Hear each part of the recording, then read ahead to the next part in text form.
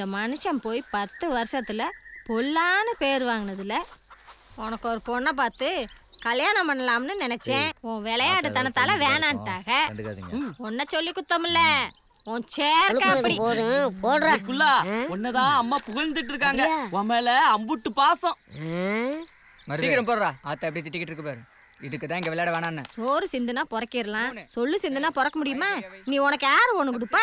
நான் கோட்டையம்மா கூட்டிட்டு போலாமா? சரிக்கா. கோட்டையம்மா என்ன மருதுவ ஒரே சத்தம் போட்டுக்கிட்டு இருக்க? ஒண்ணு கண்ணே கண்ணு வளர்த்தா இந்த பையன் ரொம்பத்தான் பண்றேன். அது இருக்கட்டும், எல்லாரும் சேர்ந்து போறீங்களே, எது விசேஷமா? ஒன்னும் தெரியாத மாதிரி கேக்குற? அப்பா கண்ணன் தன்னால தெரியலையே. எங்க போறீங்க? ஐயாமாவ வயசுக்கு வந்துருச்சாம்ல, அதான் பார்க்க போறோம். நானும் இந்த ஊர்ல இருக்கேன்னு தான் பேரு. ஒரு நல்லது கெட்டது தெரியலையே சின்னத்தம்மாவள. நாங்க போற கோட்டையம்மா, நீ வாரதுனா வா. குளுக்குடா நல்லா தாயம் போடுறா. பார்த்தா காய வைக்கிற போல இருக்கு. இந்த எல்லாம் அள்ளி கட்டி வையே, நானும் போயிட்டு வரேன். சரிதா, இந்தா ஆடுங்கடா. தப்பிச்சது. நாலு வந்தா விட்டுருக்கோம். நீ போடுறா சீக்கிரம். டேய், அந்த புள்ள வயசுக்கு வந்துட்டு இந்த புள்ள வயசுக்கு வந்துட்டுன்னா, ஆனா நம்ம ஊர்ல மட்டும் சுப்பிரமணி மாவளோட சேர்த்து மொத்தம் 12 பிள்ளைங்க வயசுக்கு வந்துருக்கு. டேய் கணக்கா தப்பா சொல்றடா. போன வாரம் நம்ம ஜோதி சேர்த்தா மொத்தம் 13 பிள்ளைங்கடா.